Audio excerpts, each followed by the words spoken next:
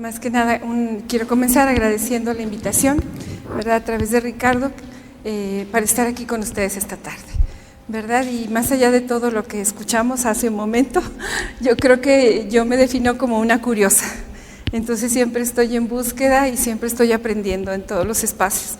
Y estoy segura que en este espacio en el que estamos esta tarde también voy a aprender mucho, porque les propongo después, bueno, incluso al interior de la conferencia también, si alguien tiene una inquietud, pues que pueda alzar la mano e intervenir para poder entonces tener un diálogo también en el que podamos intercambiar impresiones y también experiencias, ¿verdad?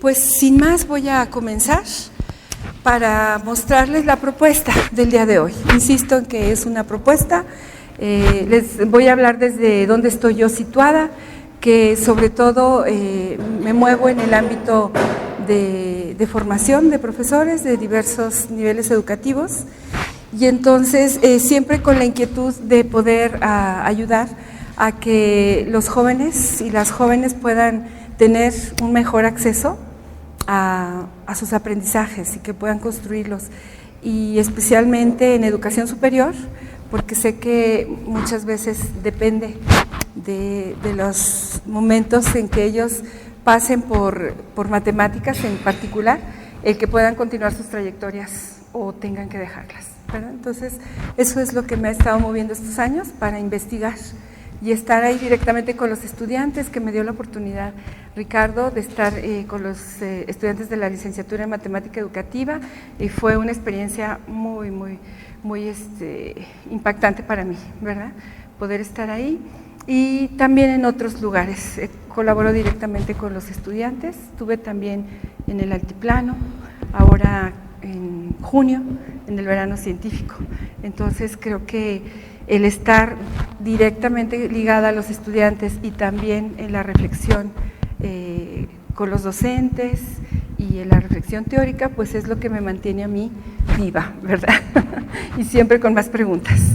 Entonces, miren, pues les quiero presentar el plan de lo que he planteado. Bien, pues pretendo hacer lo siguiente: tener una introducción, plantear una introducción y luego entrar directamente a reconocer el problema del aprendizaje de las matemáticas y situarlo en educación superior desde algunos datos de la educación básica hasta los primeros niveles de la educación superior, ¿verdad? Sí, a ver, checarlo, sí. Y después pasar a explorar el planteamiento del problema en matemáticas.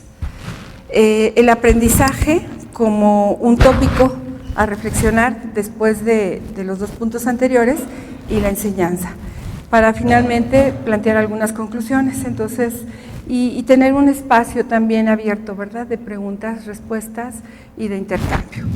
Entonces, pues, quisiera comenzar con la introducción. Ahí está.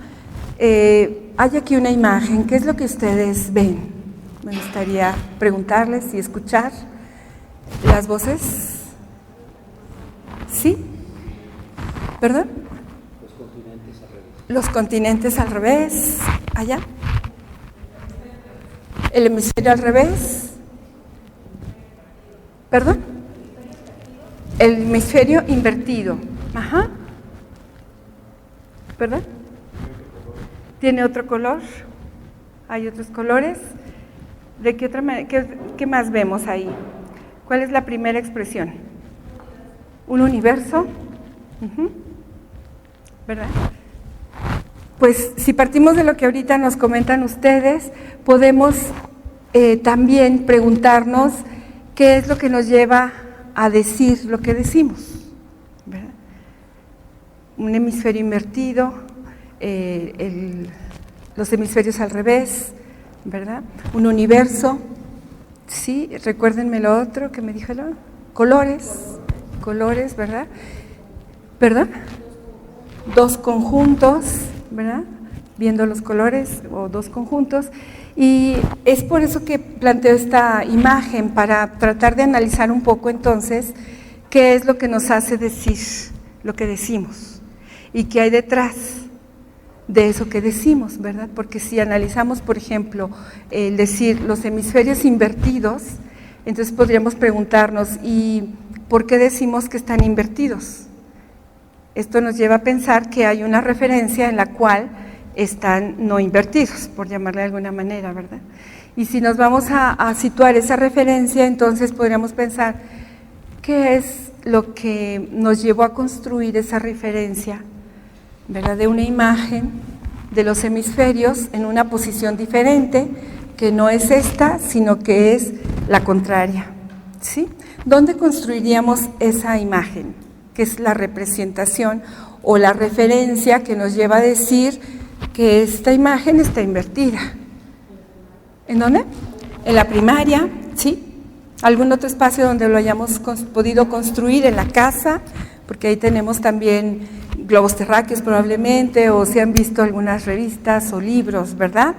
Entonces, en esos espacios muy tempranos, ¿verdad?, de nuestra vida, empezamos a construir ciertas referencias, según el contexto cultural en el que nos movimos, el familiar, social, y en ese sentido, pues nos va llevando a situar aquí y ahora una realidad como es esta imagen, bueno, una realidad, creo que no es el término correcto, pero una imagen con unos referentes que pareciera que son pues los que están compartidos, ¿verdad? Y a lo mejor se han normalizado, pero que en realidad podríamos cuestionarnos cuál es el origen de ello y entonces poder cuestionar también dónde estamos situadas y situados.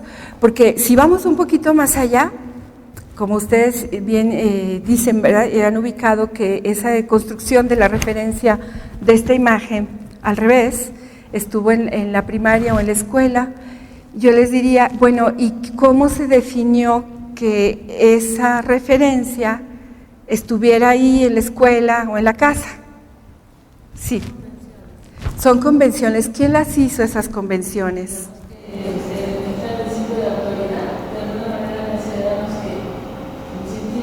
Ajá. Alguien experto en un tema específico, Ajá. nos da su teoría. Claro. Si estamos de acuerdo con ella, es porque hay una convención. Ajá. Entonces, pues es una convención dada por una cierta entidad dentro de lo social, ¿verdad?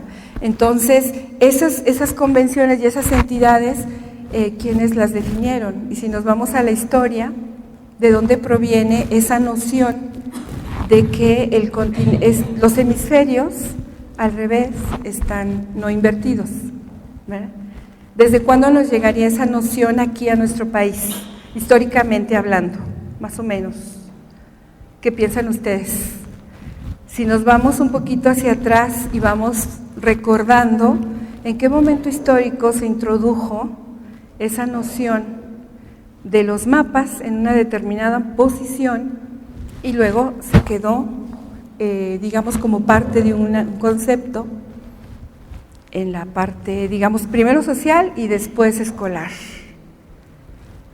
¿Qué piensan ustedes? ¿Cuánto sería? Aproximadamente, ¿cuándo sería el primer mapa? ¿Mande? Durante la conquista, exactamente, ¿verdad? O sea, es ahí a donde nos remite, a la conquista, porque entonces estamos hablando de un saber que no se produjo aquí en este territorio americano, sino que es un saber que viene con una colonización y que por tanto está vehiculado, ¿verdad?, a través de las autoridades y se impone. Entonces no fue un saber consensado por los americanos, sino más bien es un saber impuesto por los colonizadores.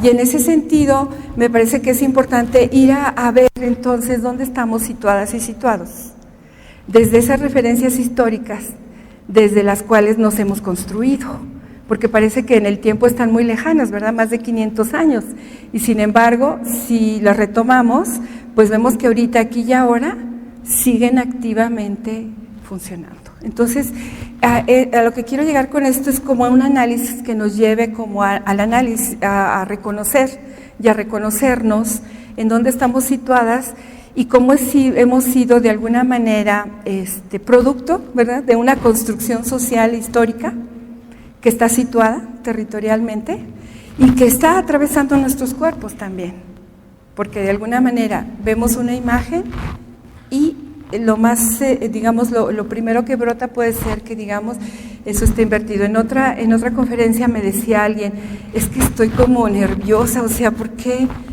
no la pones al derecho? ¿Me explico? O sea, es como tan común y tan normal, entre comillas normal, que los hemisferios están de otra forma, que también nos sentimos a veces un poco incómodas e incómodos, ¿no? Entonces, ese es el deseo que tengo como introducción, de plantearles que vayamos en este tiempo que tenemos, ¿verdad?, de aquí a las 8, como a estar entonces revisando y revisándonos cómo estamos viviendo también la educación, y en concreto las matemáticas. O sea, cómo también hemos sido producto de una construcción social en la que hemos estado inmersos, interactuando consciente o inconscientemente, y que de alguna manera nos lleva a decir y hacer ciertas cosas como las hacemos, ¿verdad? Entonces, ahí estamos como empezando nada más como a animarnos a reflexionar más allá, incluso de las disciplinas, más allá de los conocimientos que están en los cuerpos disciplinares, ¿no? E ir un poco más allá para entonces problematizar y saber entonces en dónde está situada la formación, específicamente en educación superior. Sí, maestra. Bueno, cuando presentó la imagen y creo que estaba al revés, yo iba a decir que en realidad no tiene revés ni derecho, o sea, así es. De hecho, hay un error en cómo nos ha enseñado la geografía. Hace poquito salió un especial del Discovery precisamente de cómo nos estaban enseñando geografía. Sí. Y inclusive tenía una cuestión política y de poder, porque Rusia lo ponían muy grande y a África lo ponían más pequeño. Así es. Y eso también pues son indicios de poder, etc. Pero aparte, por ejemplo, si tú vas a América del Sur, ellos sí ponen el mapa, o sea, sí. Sí. Porque dicen precisamente que el hecho de que los pongan boca abajo, o sea, que lo inviertan, como diciendo que América del Sur es inferior, y en realidad tampoco es correcto. Así es. Pero lo que quería comentarle acerca del convencionismo es también que no sé si sea o no parte de simplificar o algo que no podemos ver, como es el mundo entero, sí, o los continentes o los países, y hacer una representación como esa o como cualquier otra, algo visual, claro, para quien ahora ya lo podríamos ver en un video, pero durante muchísimo tiempo no habían imágenes completas del mundo. Claro. Entonces también el hecho de eso, o sea, es una forma de acercar a un individuo el poder de visualizar el mundo o cualquier, claro, otro tipo de aprendizaje. O sea, sí, tiene que ver con el poder como las convenciones, pero también tiene que ver con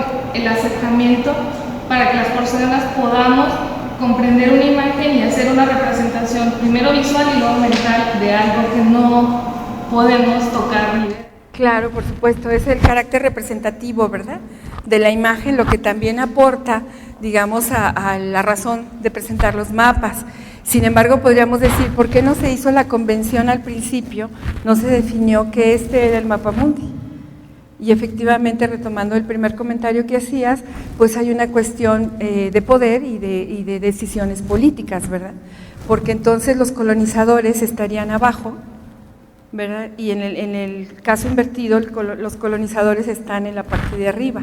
Y hay ahí también intenciones, ¿no?, hegemónicas de hacer, de alguna manera, pasar un mensaje más en relación a un esquema de dominio, ¿verdad? No pongamos el juicio de bueno, malo, arriba, abajo, con relación a que vales menos, vales más, pero por lo menos sí está situado el esquema de dominio, y tanto que los currículums escolares siguen siendo mucho producto de saberes que llegan de otros lugares y no del mismo espacio, ¿no?, donde se está dando el hecho educativo. Sí, maestra Lupita. Esa imposición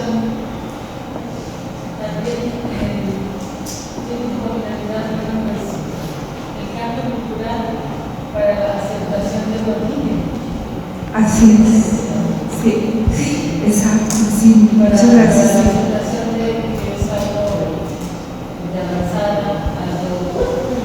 Claro. Algo civilizado ante un mundo salvaje. Así es, sí. Hay que organizar la naturaleza, porque es un mundo civilizado. Claro. Y esto tiene como base también el hecho de que como seres humanos somos seres simbólicos. Entonces lo representacional que está aquí señalado, como lo decía la maestra, deviene un símbolo interno que subyace la conciencia también y que efectivamente pues lleva un mensaje, como ahorita usted decía, ¿verdad? La aceptación de que soy dominada y dominado y asumirme así. Y entonces estar dispuesta a que se me diga lo que tengo que hacer y no tanto a gestar o a generar lo que soy, ¿no?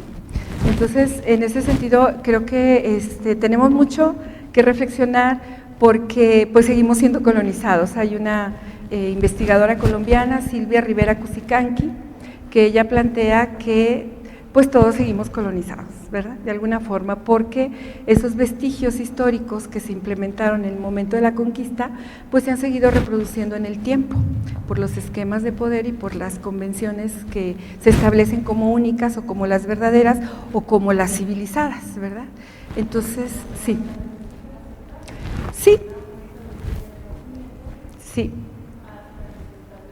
Otro orden. Claro, y en ese sentido, pues está el punto para la reflexión con respecto a lo disciplinar, ¿verdad? Y con respecto a lo que nos compete en la educación. ¿Cómo nos estamos formando en la educación superior? Como sujetas y sujetos históricos que reflexionan sobre sus procesos de vida, de aprendizaje, ¿verdad? Y de dónde provienen esos saberes, para problematizar y construir nuevos, o seguimos siendo sujetas y sujetos históricos que recibimos un saber que se determinó como el mejor, el civilizado, porque viene de afuera y nosotros necesitamos ese saber para alcanzar un estatus de civilizado. Y entonces ahí el asunto es que en este último proceso no se está generando pensamiento, y en el primero sí, porque entonces incluso se atraviesan procesos dolorosos, ¿verdad?, en donde se puede una reconocer colonizada, pero entonces luego empezar un proceso de descolonización de saberes, de prácticas, ¿no?, y de reconocimiento de nuestras identidades. Entonces lo planteo así porque creo que es una pregunta muy de fondo en la educación superior, ¿verdad?, que se plantea cada vez más, porque no es un asunto la educación superior solamente de saberes y relativos al conocimiento, sino sobre todo de capacidades que permiten que luego quien egresa de la educación superior pueda tener una trayectoria de vida, ¿verdad?, pueda asumir responsabilidades y salir adelante en ellas. Entonces es en ese sentido que lo planteo desde ahí, porque hay algunas cosas que quedan invisibilizadas. Por ejemplo, si yo les preguntara, ¿quién de los que estamos aquí en esta sala tiene un molcajete en su casa? Levantemos la mano, ¿verdad? Ahí hay una cuestión, una práctica que continúa también y que es previa a la conquista, ¿verdad?, que es cómo se hacían las salsas y era la comida de los dioses. Lo registra, ¿verdad?, Fray Bernardino de Sahagún en la historia de las Nueva España, de las cosas de la Nueva España. Entonces, si ustedes se van a ese capítulo de la comida, encuentran que las salsas se hacían en molcajete y que era la comida de los dioses y no podían comer sin salsa. Y si nos preguntamos nosotros como mexicanas y mexicanos, ¿será que podemos comer sin salsa? Esta tarde, cuando comieron, ¿quién se sirvió salsa? Pues yo sí, ¿verdad? O sea, creo que es algo que está ahí, que es tan sutil, pero que tiene que ver con la invisibilización de otros saberes que sí hay en nosotras y nosotros.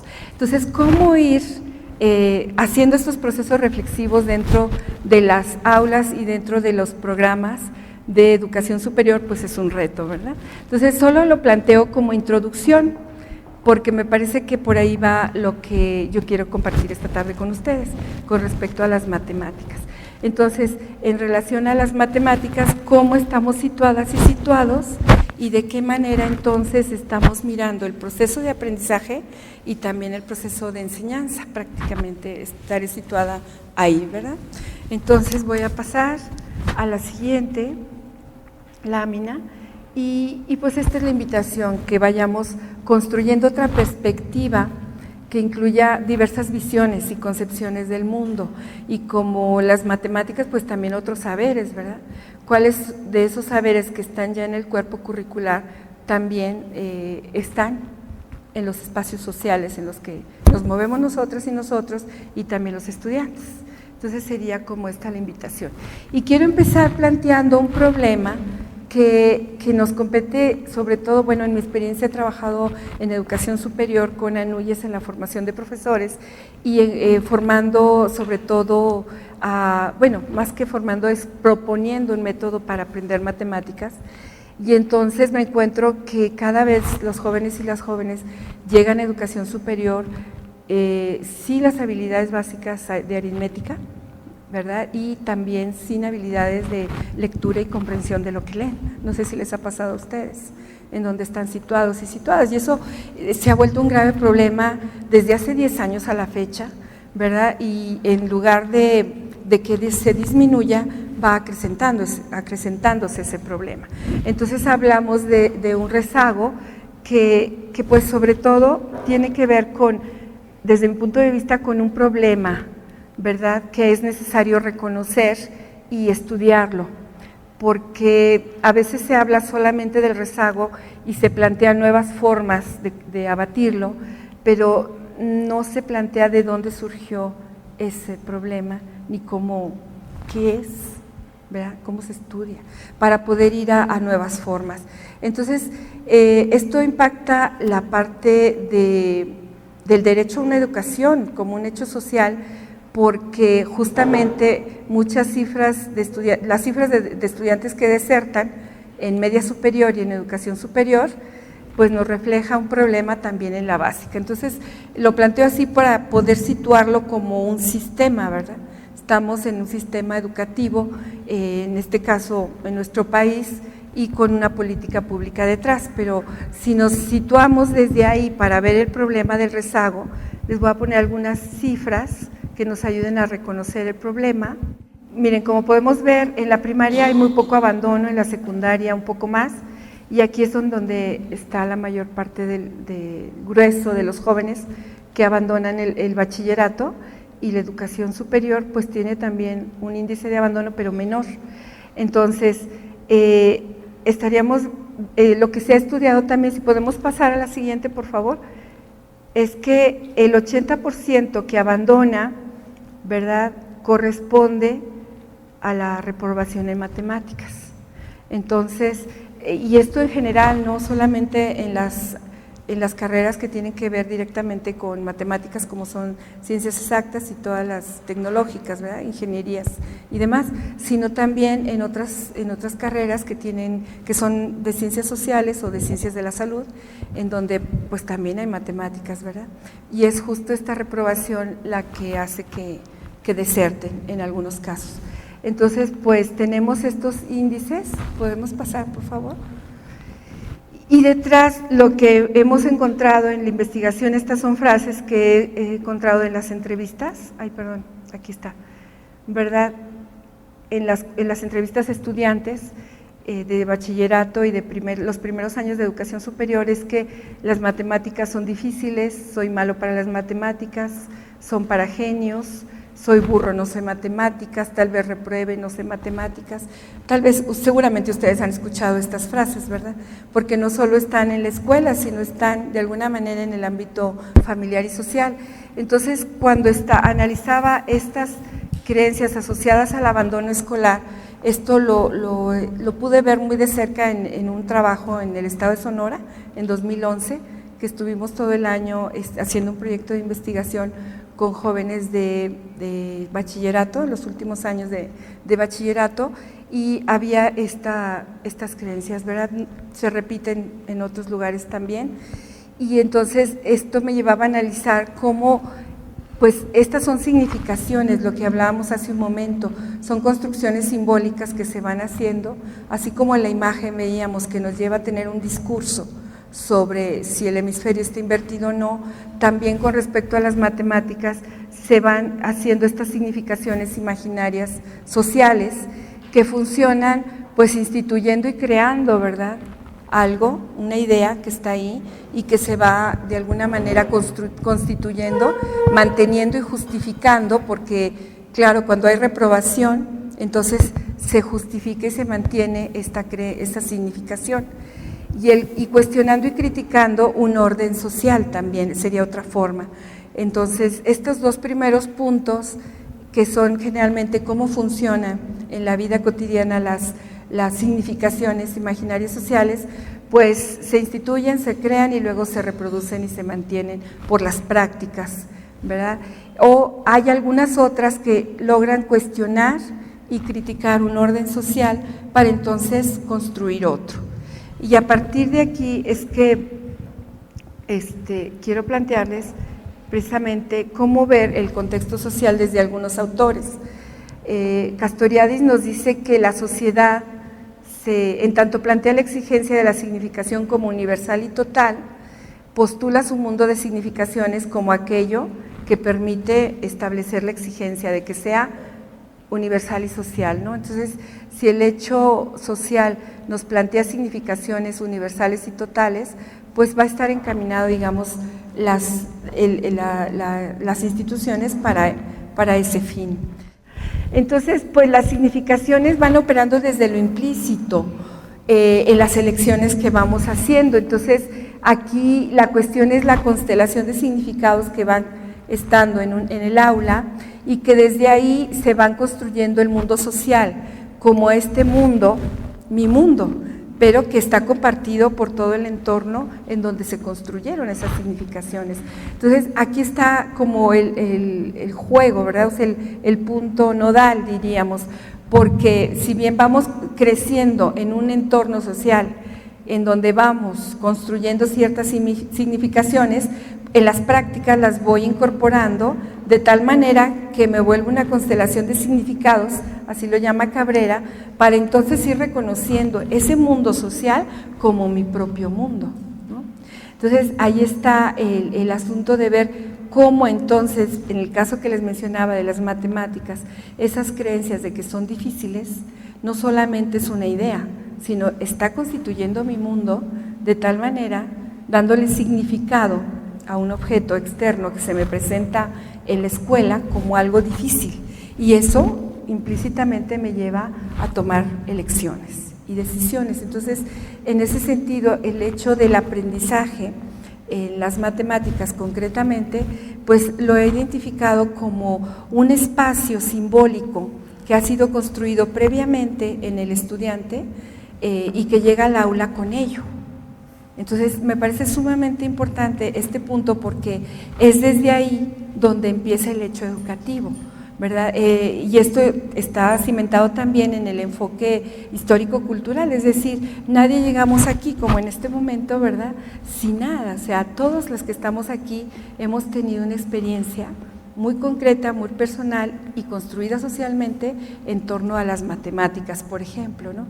Entonces, en ese sentido es que me parece sumamente importante como reconocer desde ahí el problema, ¿sí? Lo que hemos llamado el rezago, que es el abandono, bueno, en este caso retomé el abandono escolar, ¿verdad?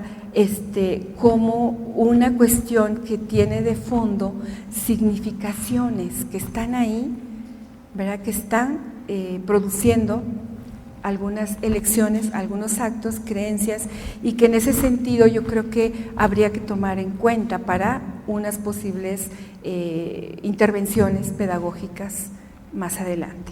Entonces, en este sentido no me estoy saliendo, como ustedes se dan cuenta, de lo disciplinar matemático. No estoy abordando la matemática solamente desde la disciplina, sino desde el hecho social, desde los sujetos que están aprendiéndolas y qué pasa ahí, ¿verdad?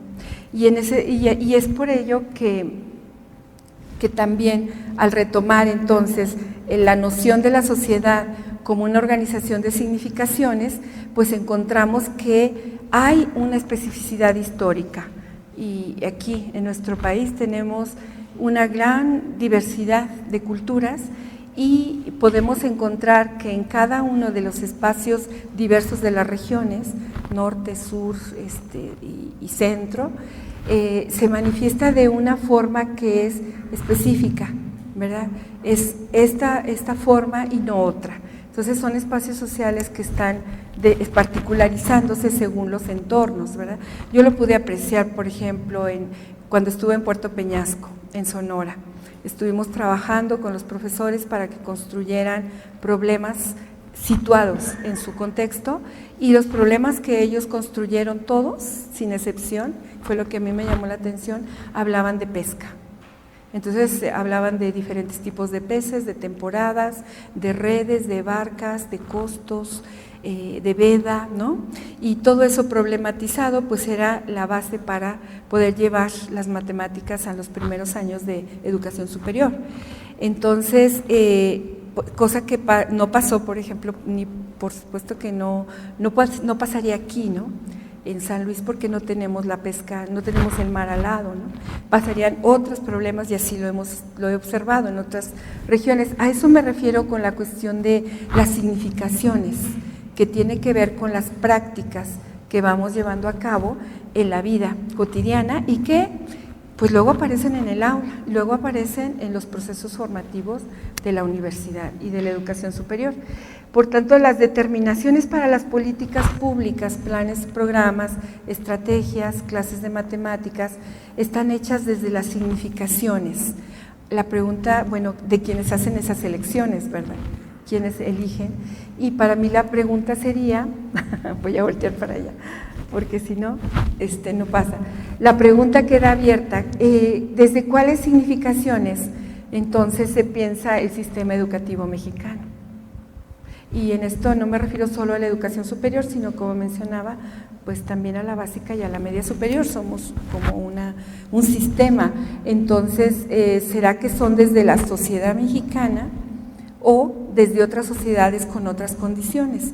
Como vemos que estamos inmersos actualmente, ¿no? En una política que viene más bien desde el exterior y que indica ciertas formas de llevar a cabo la educación. Entonces, aquí todavía esta parte me parece que es ese problema, ¿verdad?, que tenemos, es parte del reconocimiento del problema y que nos lleva a ver cómo hay una necesidad de construir caminos educativos desde las significaciones de quienes aprenden y de quienes enseñan. Entonces, en mi experiencia, el entrar en esta parte desde pues, propuestas, ¿verdad?, de intervención, métodos, y de llevar más allá digamos, del conocimiento disciplinar al aula, lo que es la interacción educativa, ir más bien a las significaciones, pues es lo que nos ha llevado a que podamos constatar en jóvenes, ¿verdad?, de media superior y de superior que logran ir, podemos decir, nivelando, así le llamando, sus conocimientos con los cuales que llegaron carentes de ellos a la educación superior, ¿no? Entonces, el partir desde aquí, pues es lo que nos ha llevado a constatar que es posible, ¿verdad? Es posible recuperar lo que no se hizo en muchos años y llegar a tener un dominio del lenguaje, en este caso matemático, que finalmente nos vamos formando a través del lenguaje, del discurso. Entonces, esta sería, digamos, la primera parte de reconocer el problema y compartirles cómo lo he ido estudiando, ¿verdad? Y cómo lo he ido comprendiendo dentro de mi trabajo como investigadora y compartiendo esto con colegas de diversos lugares del país y del mundo, ¿verdad? Entonces, eso ha sido una riqueza porque pues entramos en medios de interacción en los que seguimos construyendo y ya les presentaré lo que yo construí, ¿verdad?, para poder entonces ver cuál es la aproximación educativa para la educación superior que propongo, ¿verdad? Entonces, miren, ahorita en esta primera parte vimos como un problema más sistémico relativo al aprendizaje de las matemáticas y, a la situación, ¿verdad?, social con respecto al aprendizaje y que está dado de las significaciones. Y luego, si nos vamos concretamente al problema del aprendizaje situado en espacios de aula, pues he encontrado esto que hay un discurso hegemónico sobre las matemáticas, así como en la primera imagen llegamos a identificar, ¿verdad?, dónde estuvo el origen de ese constructo del mapa como hemisferio inverso, invertido o no invertido. También hay un constructo hegemónico sobre las matemáticas, pues se les asocia solo con las matemáticas europeas y no se reconocen otras matemáticas. Y en ese sentido, pues tenemos un problema, pero sobre todo, me parece, aquí, miren, en el discurso. Porque entonces es lo que decimos, y lo que decimos da cuenta de los significados que tenemos y la construcción simbólica que hemos hecho, y eso nos lleva a acciones, ¿verdad? Entonces, en las matemáticas, esto poco se trata el discurso que hay de la matemática. Entonces, si pasamos a la siguiente, encontramos que las matemáticas muchas veces solo se reconocen en el ámbito escolar y no lo que ya tiene el estudiante cuando llega ahí a las aulas. Y ese discurso es llevado a cabo el discurso hegemónico está llevado a cabo por el profesor, porque de alguna forma está siguiendo un cuerpo, ¿verdad?, matemático determinado como lo que debe ser, y se enseñan conocimientos, métodos, procedimientos, como si solo hubiera una matemática. Entonces, el discurso proviene de prácticas de lenguaje que se aprueban en el contexto social, nos dice Foucault, ¿verdad? Y no hay un lenguaje sino muchos. Entonces, nos dice Wittgenstein, los retomo a ellos dos, como para poder entonces ir encontrando qué está pasando en el aprendizaje de las matemáticas. Y resulta que las prácticas sociales en las que está inmerso el estudiante a nivel cultural o social no aparecen en el aula, no aparecen en los programas, sino que lo que aparece generalmente es nada más el conocimiento disciplinar de tal o cual materia, en caso de matemáticas, pues solo de la matemática europea.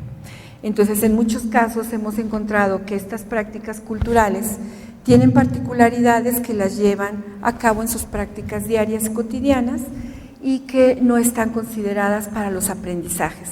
Aquí retomo el concepto aprendizaje porque en este bloque es a lo que me quiero referir, cómo se aprende entonces, ¿verdad?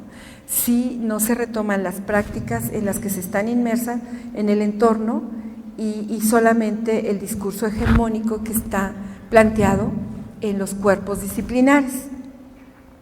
Entonces, el aprendizaje, ahora quisiera plantearles desde la parte teórica del desarrollo sociocultural, la teoría del desarrollo. Generalmente se habla del constructivismo, ¿verdad? Pero su base es una teoría que tiene que ver con situar al que aprende como una persona que está en desarrollo, no desde el concepto de desarrollo de la economía, sino más bien desde el concepto del desarrollo de los cambios que van surgiendo en las personas cuando están inmersas en interacciones y dentro del ámbito, digamos, escolar, de la educación superior, pues ahí está centrado el sujeto en la construcción de lo que se llaman funciones mentales superiores, así le llama Vygotsky, y que tiene que ver con las interacciones, ¿verdad? Y plantea que siempre las interacciones se realizan en lo social y después llevan a lo interior, en un ámbito interpsicológico que está situado en lo social, sea en el espacio escolar o afuera, y que luego deviene intrapsicológico, ¿verdad? Entonces, de esa manera hay una coincidencia también en lo que planteaba Castoriadis, ¿verdad? De decir, en las interacciones sociales, pues vamos construyendo significaciones y se van haciendo luego símbolos. Entonces, en ese sentido, retoma Vygotsky el asunto del aprendizaje y coincide también, solo que lo plantea desde el punto de vista psicológico, ¿verdad? De cómo se va aprendiendo para que quede ahí en ese aprendizaje pues algo significativo. Y otro concepto que él maneja es la zona de desarrollo próximo, como una dimensión en la que los estudiantes pueden moverse para ir más allá de lo que ya saben. Entonces, volvemos a la consideración. Si consideramos a quienes han llegado a las aulas desde donde están situados y situadas, podemos encontrar cuál es lo próximo. Y lo menciono específicamente en los primeros años de educación superior porque retomo el problema que les mencionaba, ¿verdad? Ellos llegan muchas veces, no todos, pero una gran mayoría, con una falta de construcción simbólica de lo que es la aritmética y las fracciones, por ejemplo, ¿verdad? Entonces, al llegar desde ahí, si se trabaja desde esto, se puede, desde lo que ellos ya traen, y reconocido como una carencia y que se puede, digamos, nivelar, entonces podríamos hablar de una zona de desarrollo próximo que podemos, como docentes, encontrar para ayudarlos a que accedan a ella.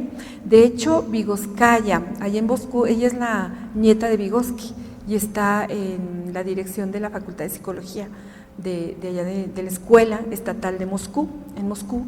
Ella plantea que más bien es una zona potencial, ¿verdad? Más que de desarrollo en sí mismo, es de potencial, porque esto es lo que permite que pueda haber un aprendizaje que los lleve más allá, ¿verdad?, de los conocimientos y que tenga que ver más con las capacidades, con las habilidades, con las actitudes. Y en ese sentido, reconoce esta zona potencial como el espacio donde se confluye lo que ya sabe, ¿verdad?, el que va a aprender y lo que puede hacer con esto que sabe en una nueva situación. Entonces, pues no hablo de cosas novedosas, como se dan cuenta, esto lo sabemos, ¿verdad?, todos los que estamos aquí, solamente lo menciono porque justamente es en esta parte de la potencialidad en donde podemos, desde mi punto de vista, entrar en interacciones desde donde están los estudiantes. ¿Por qué insisto en esto? Les voy a decir la experiencia que tuve. Mi método plantea que la nivelación de los estudiantes de media superior y del primer semestre de educación superior se resuelvan problemas de matemáticas que sean situados en su entorno, pero que sean resueltos con dos características. Una, que estén resueltos en equipo, y otra, que estén resueltos con la ayuda de materiales concretos, ¿verdad?, como semillas, pastas, palillos, cubos, cuerdas, todo tipo de objetos que pueda servir de representación de los procesos matemáticos con los que ellos resuelven los problemas. Entonces a mí me decían al principio, ¿verdad?, cuando planteé este método, que fue el que pude elaborar en Chiapas, en la montaña, con mis alumnos de bachillerato, me decían en la educación superior, bueno, pero ¿por qué pones a los chicos de educación superior a que trabajen con materiales concretos? Si eso se hace en el kinder, en la primaria, ya ni en la primaria a veces, solo en el kinder, ¿no? Entonces, les decía yo, pues es que estos chicos no tienen en su estructura cognitiva el esquema de lo que son las relaciones de adición, sustracción, multiplicación, partición, ¿verdad? Y entonces esto me indica que estuvieron en preescolar, en primaria, en secundaria, en bachillerato, pasaron por ahí, pero no estuvieron ahí, ¿sí? Ahora, cuando lo discutí con uno de mis profesores, justamente Nikolai Beresov, un ruso verde, le decía, es que tengo esa duda, ¿no?, porque en realidad pongo a funcionar estas estrategias y estas formas de aprender en el aula para nivelar la aritmética con todo lo que implica, y ellos lo alcanzan. Y luego terminan explicando el álgebra y llegando al cálculo, ¿me explico? Entonces, sí lo logran hacer. Entonces, ¿qué pasa aquí? Y lo que encontramos es que justamente el problema de la edad es lo que está de alguna forma en juego en la reflexión teórica de estas situaciones, ¿verdad?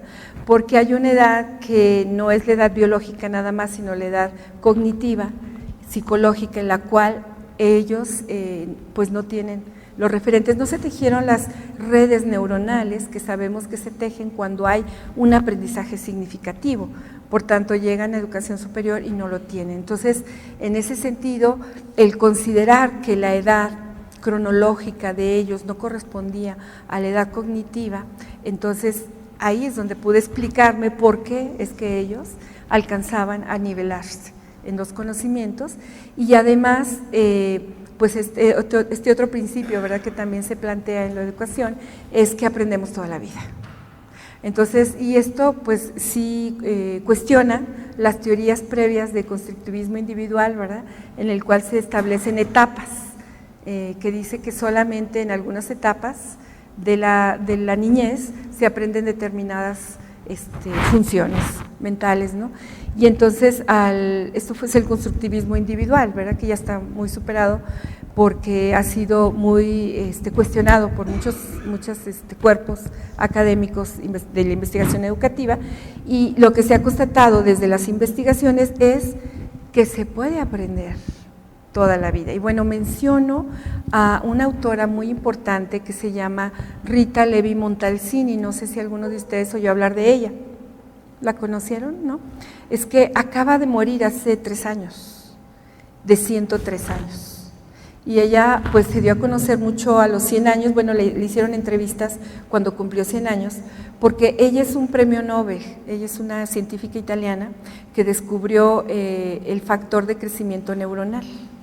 Entonces, en el 84 le dieron el premio Nobel y ella a los 100 años la entrevistan y le preguntan ¿por qué el cerebro y las neuronas no mueren? Porque ella sustenta que las neuronas no mueren, ¿sí? Que es algo que nos habían enseñado, ¿no?, mucho tiempo atrás, y decir, no, porque hay un factor de crecimiento neuronal. Entonces la pregunta que le hacen a ella es, bueno, ¿y por qué ese factor de crecimiento neuronal hace posible que las neuronas no mueran?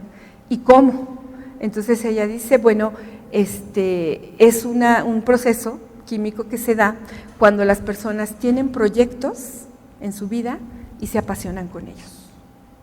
¿Así? O sea, y ella era un ejemplo vivo, ¿verdad? Tenía 100 años y la podemos ver, la pueden buscar en las redes, Rita Levi Montalcini, cómo ella tenía su mirada brillante, su cuerpo pequeñito, muy arrugada, ¿verdad?, pero ella continuaba trabajando, ya no como científica, ya estaba jubilada, pero tenía su asociación para ayudar a las mujeres de África a que pudieran estudiar, y ese era su trabajo. Entonces le preguntaron, oiga, ¿qué haría usted si tuviera 20 años? Y le dice ella, oiga, pero si lo estoy haciendo, ¿verdad? ¿Cómo me pregunta usted eso, no? Entonces esto nos deja ver que en realidad hay una posibilidad de aprender toda la vida. Y que justamente por esa dinámica de aprendizaje toda la vida es por lo cual estamos en condiciones, ¿verdad?, de tener una vida pues más plena, es decir, con unas facultades, ¿verdad?, mentales, emocionales, que continúan a lo largo del tiempo, que es algo que ahorita yo creo que está en el centro también de lo social, ¿verdad? Tantas nos han dicho acerca de las enfermedades degenerativas, ¿no? Y que, bueno, hay mucho que se habla de eso incluso en las redes sociales.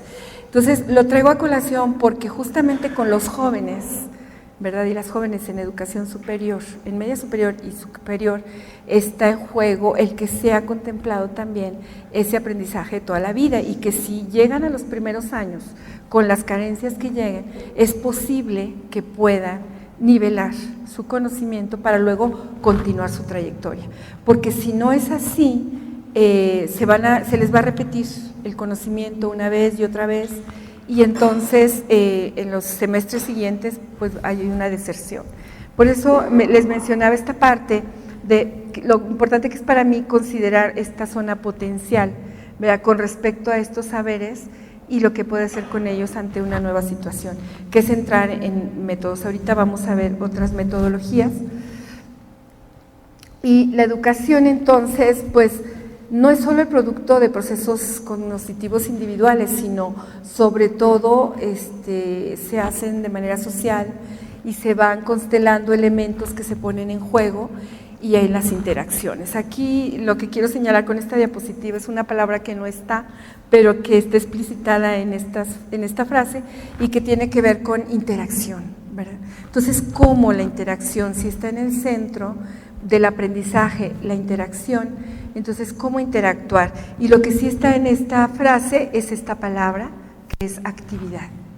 Entonces, si se interactúa desde la actividad, entonces podemos partir del otro y de la otra que está queriendo aprender, y no solamente desde mi docente que quiero enseñar, ¿verdad? Porque la actividad me lleva a considerar que todos aprendemos y me lleva a considerar que si parto del otro, entonces voy a lanzar preguntas y no afirmaciones, ¿verdad?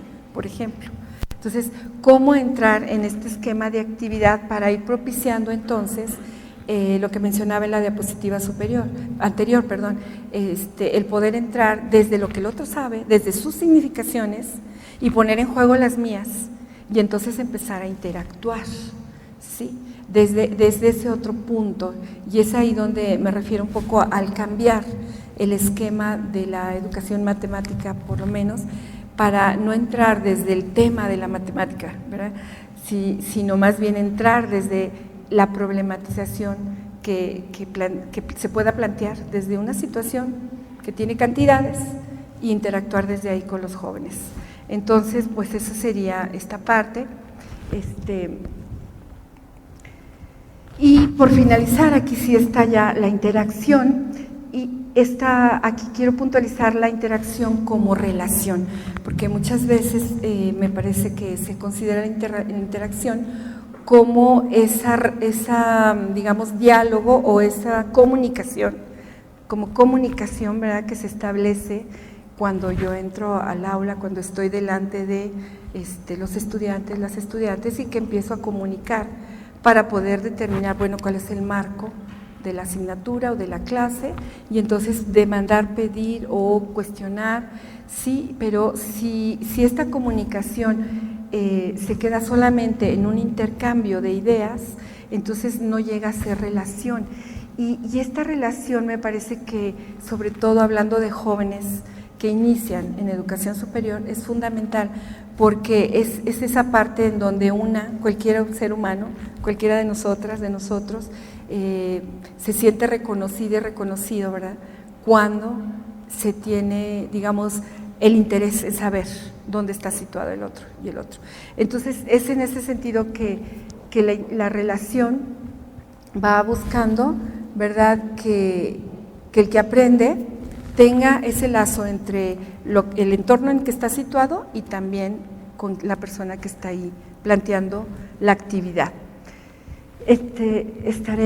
Ahora les plantearé el enfoque. Con esto cierro la parte del aprendizaje desde el punto de vista teórico, ¿verdad?, cómo está cimentada la propuesta que hago, y el enfoque que manejo es el enfoque etnomatemático, porque este enfoque, desde que lo empecé a estudiar y a compartir con algunos colegas, sobre todo latinoamericanos, brasileños, guatemaltecos, colombianos y colombianas, chilenas también, en Costa Rica también hay un gran avance en este enfoque, encontraba que va más allá de concebir lo etno como pueblos originarios, tiene que ver más bien con la cultura, con grupos culturales. Y aquí en San Luis hay pues una gran cantidad de grupos culturales, por ejemplo, ¿verdad? Ni se diga en el estado ni en el país. O sea, es considerar dónde están situadas y situadas para poder encontrar entonces las particularidades cuando se está dando el hecho del aprendizaje en un determinado espacio. Y el D'Ambrosio es el investigador brasileño. Él fue discípulo de Freire. Ustedes seguramente han oído hablar de Paulo Freire, que tenía un enfoque latinoamericano de la educación. Entonces, él define las etnomatemáticas como esas convenciones particulares que tienen diferentes grupos. Y aquí aparece una palabra clave: matematizar su ambiente. Entonces, desde este enfoque no consideramos las matemáticas como un sustantivo que tiene un cuerpo detrás, ¿verdad?, de conocimientos ordenados, sistematizados. No solamente como eso, también eso se contempla, sino sobre todo como la acción, como una acción, y por eso hablamos de matematizar, ¿no?, el mundo y el medio ambiente. Entonces, Al matematizar estamos entrando en la interacción con el medio ambiente y desde ahí hacemos el proceso inverso, llegamos al cuerpo disciplinar. Esta es la parte etnomatemática. Y aquí tenemos las raíces del vocablo. El etno es el contexto cultural, matema es conocer. Si nos damos cuenta, aquí no aparecen cantidades, es conocer. Y tics es relativo a. Entonces, podríamos decir que matemáticas, podríamos llamarle también ticas de matemáticas, que es el arte de conocer. Por tanto, el enfoque de las matemáticas está vinculado a muchas disciplinas, de la etnomatemática, perdón, está vinculado a muchas disciplinas. Al ayudar a que otros aprendan matemáticas, no solo estamos pensando en el cuerpo disciplinar en sustantivo, sino estamos pensando en la acción en la cual se interactúa para conocer el mundo y en la cual estamos inmersos en medio de muchas disciplinas, sea de ciencias de la salud, ¿verdad?, biología, sea historia, sea geografía incluso. Entonces, esto lleva a conceptualizar el saber no como parcializado, ¿no? Solamente el contenido matemático me interesa, sino como un conjunto de lazos entre disciplinas que me ayudan a conocer el mundo.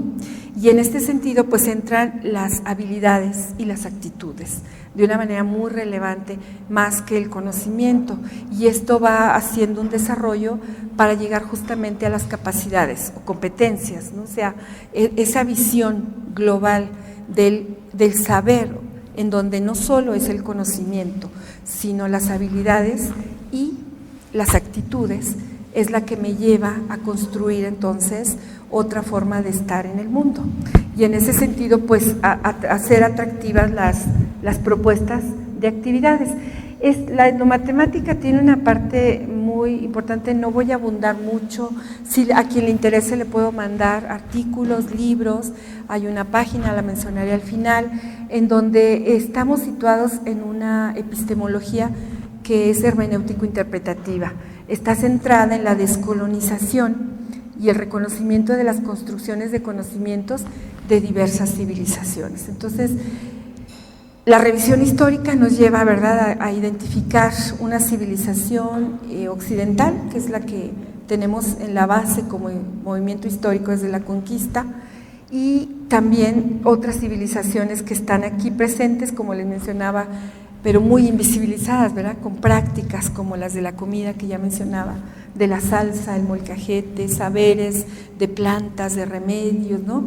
Hay muchos saberes que también son fruto de observación y de construcción de conocimiento científico, y es desde ahí que parte la etnomatemática, del reconocimiento, de que no hay una sola civilización que tenga los conocimientos verdaderos, sino que hay muchas civilizaciones que confluyen en nuevos conocimientos.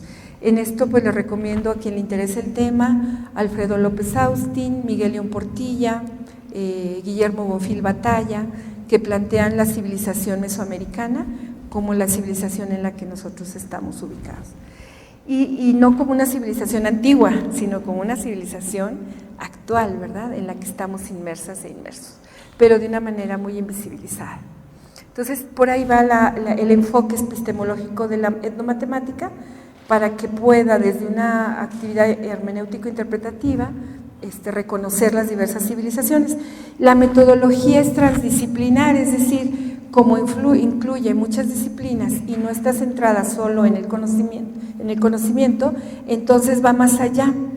Y lo trans quiere decir justamente ir a solucionar algo juntas y juntos desde lo que nosotras sabemos cada quien, ¿verdad? Lo interdisciplinar está muy ligado al diálogo entre disciplinas para que cada disciplina resuelva sus problemas. Y en este caso lo transdisciplinar pues tiene que ver con la etnomatemática porque va más allá, ¿verdad?, de las disciplinas para resolver problemas. Y por último, la intervención pedagógica. En la etnomatemática consideramos el acto educativo como un aprendizaje cultural e históricamente situado. No solamente en el entorno social, sino ahí en el aula está ocurriendo esto. Y pues pasamos entonces a un poco de historia, solamente para ubicar a quien acuñó este término en el 85. Él vive todavía, acaba de cumplir 90 años, está en la Universidad de Campinas, en Brasil, Ubiratã D'Ambrosio, y hay una gran cantidad de colegas y de investigadores en torno a este enfoque, ¿verdad?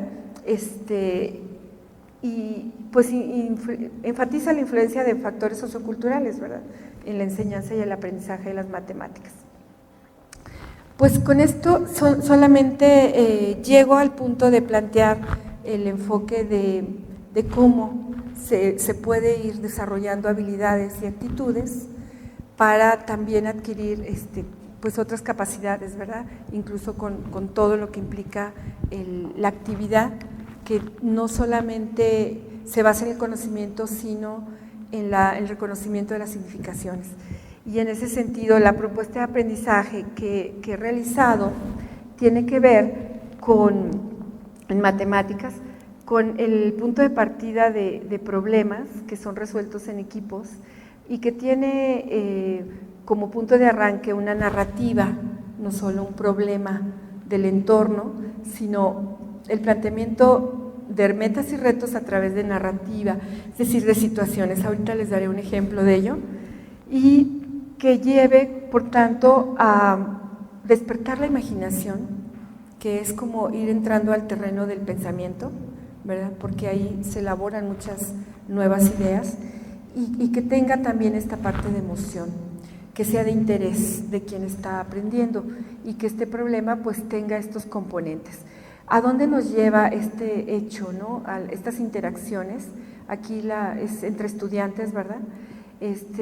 Pues lleva a poner en práctica la creatividad en la resolución de problemas con materiales concretos, porque las representaciones son diferentes siempre.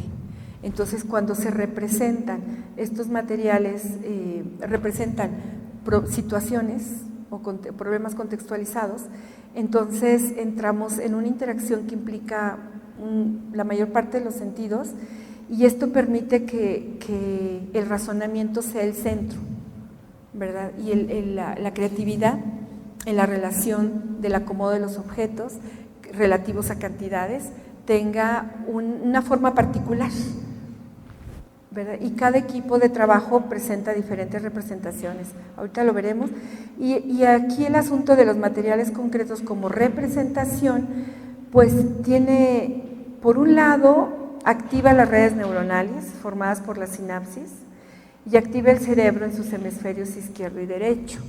Esto también es todo un capítulo, ¿verdad?, para estudiarlo. Está estudiando la UDG en el Departamento de Neurociencias. Pueden ustedes también ahí tener acceso con las científicas. Estuve yo en el ITESO en Guadalajara hace 4 años, recibiendo un taller con ellos, y nos mostraron a través de los aparatos que tienen cómo se activa el cerebro cuando se están resolviendo problemas con matemáticas con los métodos utilizando materiales concretos, ¿verdad? Porque entonces esto rompe también otro paradigma del cual se habló mucho en los años 70, acerca de que las matemáticas eran un conocimiento lógico que activaba el hemisferio izquierdo, ¿no? Que se activaba el hemisferio izquierdo, cuando se trabajaba con procesos lógicos, y que el hemisferio derecho pues se activaba cuando se trabajaba con procesos creativos.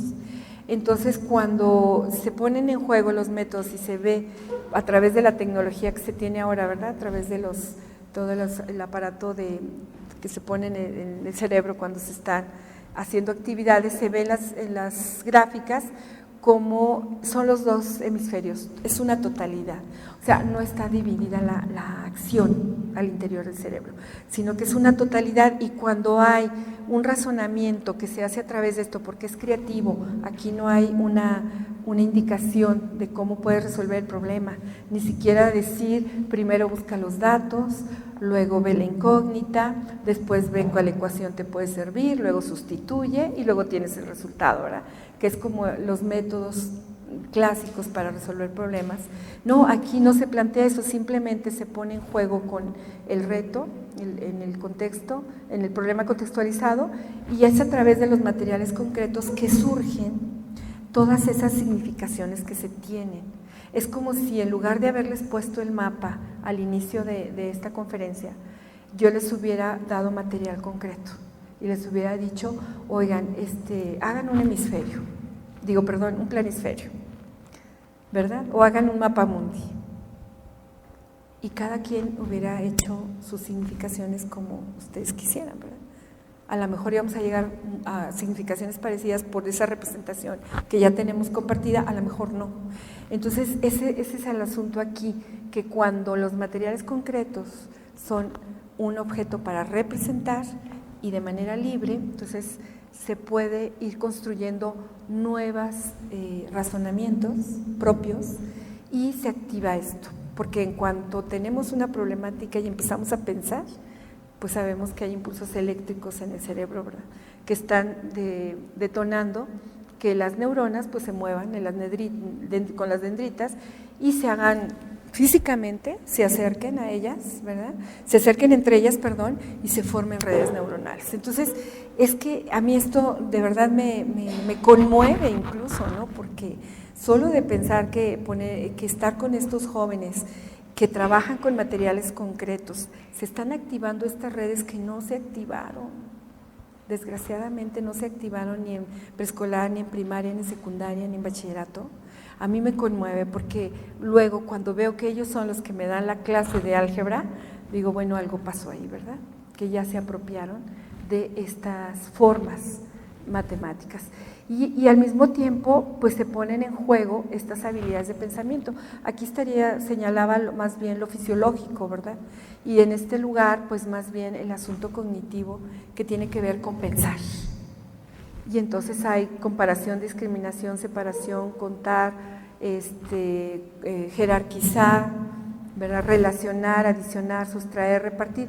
Cuando este proceso se lleva a cabo y después hacemos un análisis de esto, pues pasamos ya a estas relaciones, ¿verdad?, numéricas, y entramos al lenguaje matemático. Entonces, con este esquema yo les quería plantear sobre todo la metodología, cómo no comenzamos señalando el tema matemático, es el final, y sí comenzamos problematizando. Y lo que tenemos en medio es esto, que es el vehículo para poder dejar emerger tanto las habilidades de pensamiento que se ponen en juego y su correlato fisiológico, que nos permite luego, al analizar estos procesos, pues ya establecer con una fluidez, digamos, hay una fluidez de comprensión que lleva entonces a decir, ay, pero sí era muy fácil, ¿no? Los jóvenes dicen, es que no, nunca le había entendido, ¿verdad? Porque se repite muchas veces este lenguaje como el punto de partida. Y esto lo he escuchado en muchas docentes que me decían, es que yo les digo y les digo y les digo, pero no me entienden, ¿verdad? Entonces yo decía, ¿cómo le explico que el asunto es que el lenguaje es al final y no al principio? Y bueno, con preguntas y todo me decían, una maestra me decía, dices que yo le he dado nivelación de matemáticas, en educación superior, he dado 5 cursos de nivelación de matemáticas y de 25 nada más pasaron 5. Y le digo yo, ¿y qué va a pasar con los otros 20? Pues se van a ir de la universidad, porque ya era el último semestre. 20. Digo, ¿cómo le explico, verdad? Que no es la cuestión de decir, sino más bien de ver dónde está situada la actividad, en donde introduzco el lenguaje. Y yo me parece que en las disciplinas que tratamos siempre estamos construyendo lenguajes, ¿verdad? Entonces, igual en matemáticas, pero en otros momentos me tocó dar cursos, sobre todo en Chihuahua, en la parte a profesores de todas las facultades. Entonces, empezando con matemáticas, pero releyendo el método, ellos construían sus propuestas también para agronomía, para química, ¿no? Tratando de ver cómo utilizar esto en los primeros años de educación superior, ¿verdad? Yo me refiero ahorita sobre todo a 2 primeros años, pero sobre todo al primero, ¿verdad? Porque es ahí donde pueden ellos nivelarse, ¿verdad? Yo creo que si llegan a la nivelación ya los siguientes semestres, pues es otro el tratamiento metodológico, ¿verdad? Definitivamente. Entonces, pues esta propuesta, no sé qué les parezca. En principio me gustaría a lo mejor escuchar, para luego ya decirles un ejemplo, ¿verdad?, de esta propuesta, o sigo y después ustedes me preguntan, ¿verdad? O me sugieren también, por favor, ¿verdad? El caso Maya Celtal, pues es porque estuve en Chiapas trabajando 6 años en la montaña, dando clase de matemáticas en preparatoria, y ahí fue donde llegué a este punto. Aquí está una de las jóvenes que estudiaba, aquí está con los materiales concretos, que son semillas de maíz, y pasar de las matemáticas a los números me ayudó bastante, y luego de los números a las matemáticas, y no al revés, ¿verdad?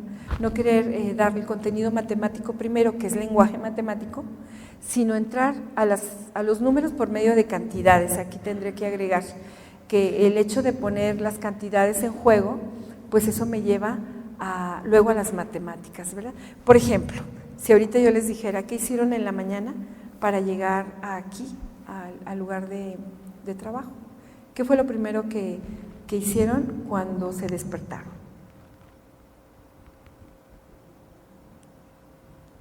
Al despertar, ¿verdad?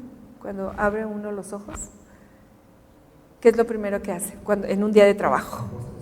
Bostezar. Así, y pensar, no me quiero levantar, ¿verdad? Bostezar y decir, ay, Dios mío, ya me tengo que levantar. Y después de esa gran toma de conciencia, ¿qué hacemos?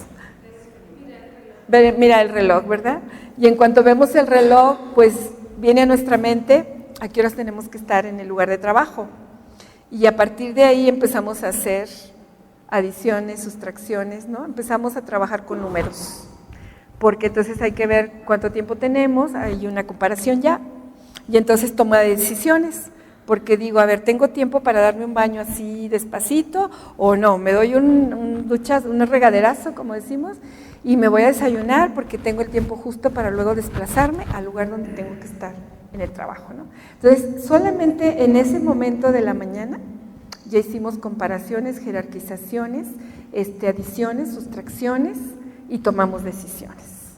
Entonces, eso es lo que tiene que ver con el pasar, ¿verdad?, de los números a las matemáticas. Si ese proceso lo quisiéramos analizar en profundidad, yo les daría también a lo mejor les pediría que hicieran una representación de dibujo, puede ser, o simplemente que pasáramos con preguntas a analizar ese proceso, y a partir de ese proceso podríamos llegar incluso a ver lo que hacen cada día y si hay variación o no en un día a otro de la semana. Podríamos tomar 5 días y analizar lo que hacen el día 1, el día 2, el día 3, el día 4 y el día 5, y a partir de ahí hacer comparativos entre los días, y a partir de ahí estaríamos ya listos para hacer una ecuación, ¿verdad?, una función, luego graficarla, sacar estadística, y todo desde una sola actividad de la mañana, ¿verdad? Es en ese sentido que fue como mi aprendizaje aquí en la parte inicial, porque justamente, bueno, esto fue ya, se dice muy fácil, pero me tomó varios años, ¿verdad?, llegar a esto, es decir, cómo si empezamos de los números y luego vamos a las matemáticas, en este caso podemos ir más allá, que si empezamos del cuerpo del lenguaje. Entonces, bueno, sería esa parte, y lo que ahí planteé es que los números no son una herramienta de cálculo nada más, sino una manera de nombrar el mundo, porque pues estamos en el mundo cotidiano y estamos nombrando, ¿verdad?, retrasos, puntualidades, y todo tiene que ver con cantidades y con números. Entonces, saber identificar esas prácticas es lo que nos puede llevar a otros aprendizajes. Y, me regresé, vamos a la siguiente. Pues este método le llamé aprender matemáticas sin matemáticas, que es una provocación, ¿verdad?, porque finalmente llegamos a las matemáticas, y inicia con la situación, pasando de los números a las matemáticas, y de ahí a la construcción de problemas realizados por los y las estudiantes. Aquí toco un punto que me parece ahorita relevante dentro del método y que coincide también con el encuentro en el que ustedes están, ¿verdad?, que es de evaluación, porque esta construcción de problemas realizados por los y las estudiantes para mí fue la forma de evaluar. Si después de haber tratado varias sesiones una temática, ellos ya lo habían comprendido. Les invité a que fueran a sus lugares de origen en la montaña, pues venían de diversas comunidades, que observaran, y entonces aquello que veían, que lo hicieran un problema para resolver con la temática que habíamos tratado ahí en el aula. y logramos un banco de problemas, ¿verdad? Con los mayas celtales. De hecho, ahorita les voy a presentar algunos, porque entonces ahí ellos están poniendo sus propias significaciones que hay en la cultura. Por otro lado, están incorporando el conocimiento al que habíamos llegado como lenguaje matemático occidental, ¿verdad? Porque es occidental el álgebra, y bueno, ni tan occidental, ¿verdad? También tiene sus orígenes árabes, porque viene de los árabes que introdujeron en España el sistema numérico decimal y toda la parte algebraica, que además tiene su correlato también en Grecia, ¿no? Entonces hay un cuerpo, pues que no podemos decir que hay fronteras en realidad, ¿verdad? Somos un cúmulo de culturas, pero que están en los cuerpos académicos ahora disciplinares. Entonces ellos hicieron eso y al final encontraron estos problemas. Y para mí fue el elemento evaluativo más importante. Y les voy a decir por qué. Porque recopilamos las significaciones culturales de ellos allá en la montaña, en la región maya celtal, y que es una de las regiones de los 5 grupos principales. Y la otra, porque cuando ellos presentaron exámenes para ingresar a la universidad en Tuxtla, pues ellos pudieron ingresar.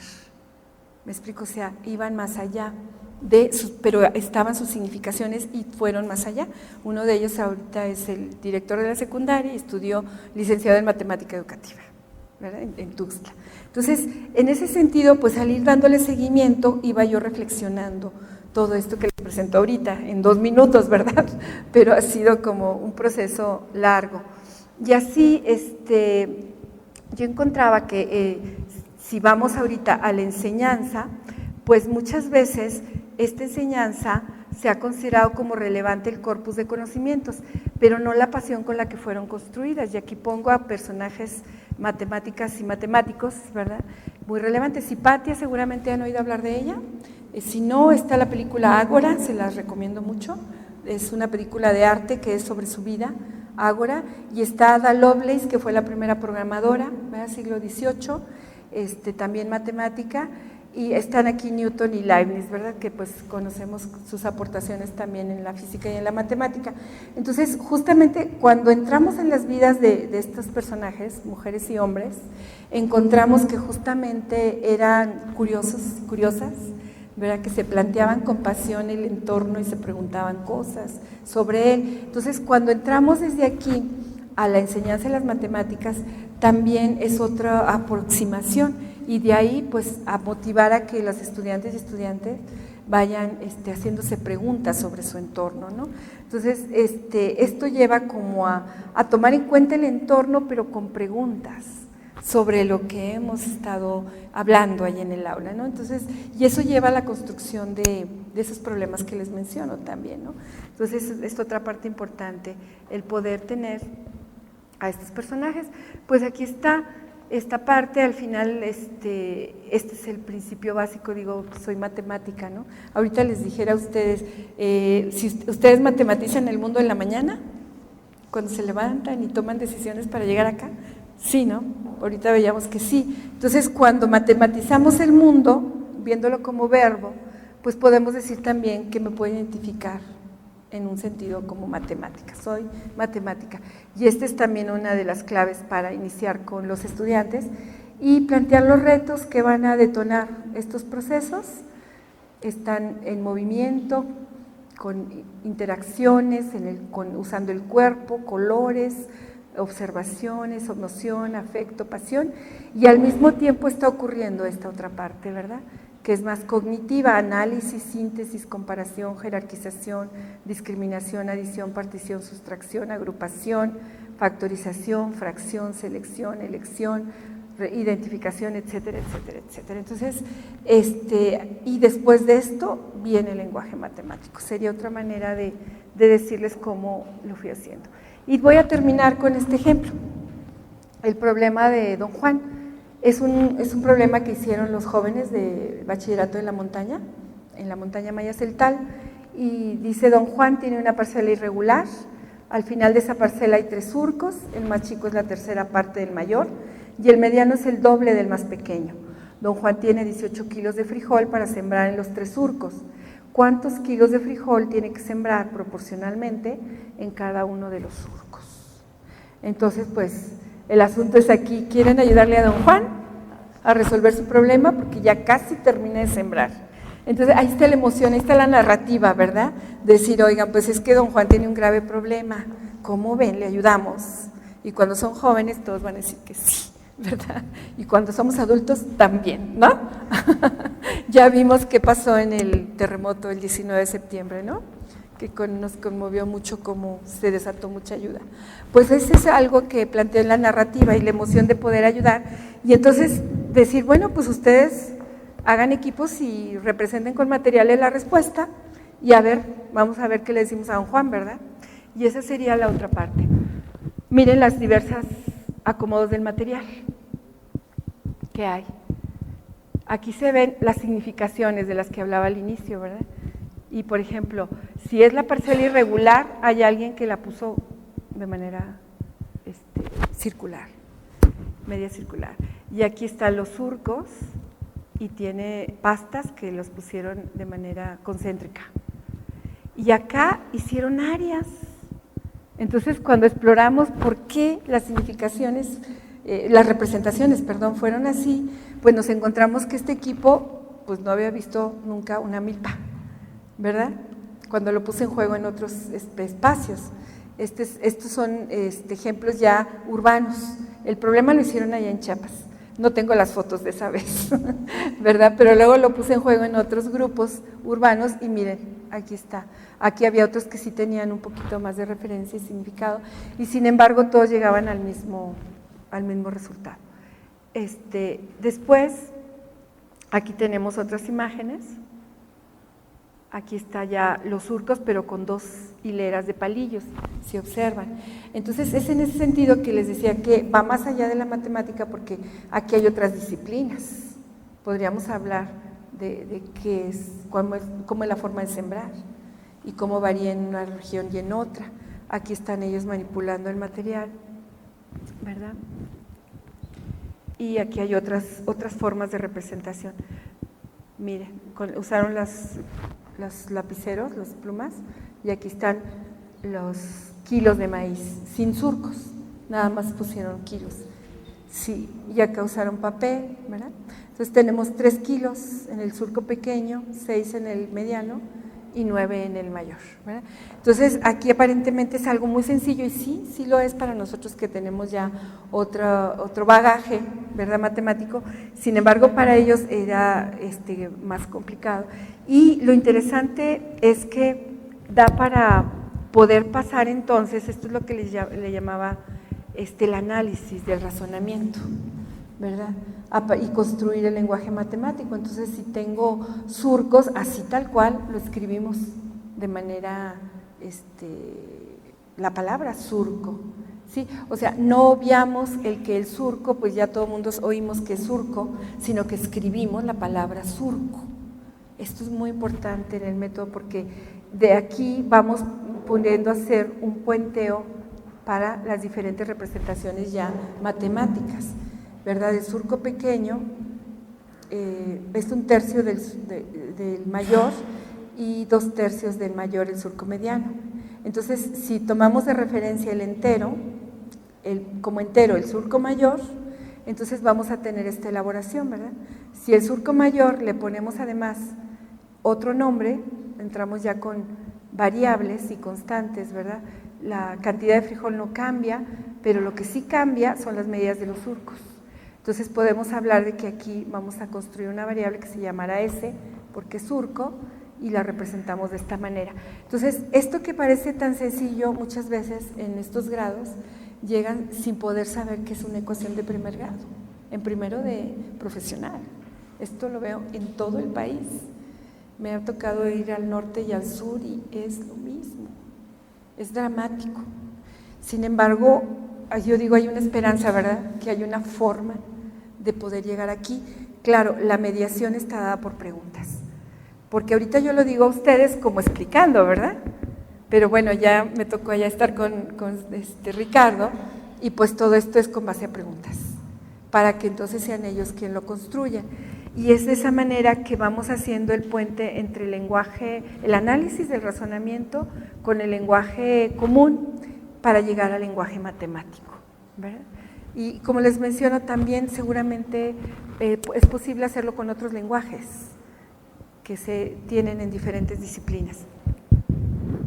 Aquí estamos ya en esta representación también. Y así, lo que aquí hago entonces es no solo quedarme como acá, diríamos en la ecuación, porque esto es lo que pide el programa.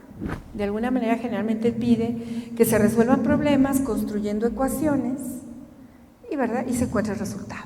Si esto lo resolvemos, vamos a encontrar aquí el valor de cada uno de los surcos.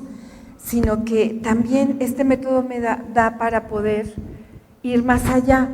Me voy a la noción de ecuación o el concepto de ecuación, porque entonces puedo analizar ya con la comprensión de la ecuación que ellos hicieron, pues qué es una ecuación, que expresa igualdad y cuáles son sus componentes o características, tiene grado, miembros, términos, variable, etcétera, etcétera. O sea, puedo ir a construir esas redes neuronales que se vuelven significativas y que ya no las van a abandonar, y por eso se da la nivelación, ¿verdad? Entonces, ¿qué habilidades se ponen en juego? Pues a la base está el razonamiento y está el pasar de una representación icónica, que es lo concreto. Esto lo plantea Brunner, un investigador también ya ahorita muy longevo, es un viejito encantador, también me ha tocado conocerlo, a Brunner, y él plantea la representación icónica como base y después pasar a la simbólica, que sería ya el lenguaje matemático.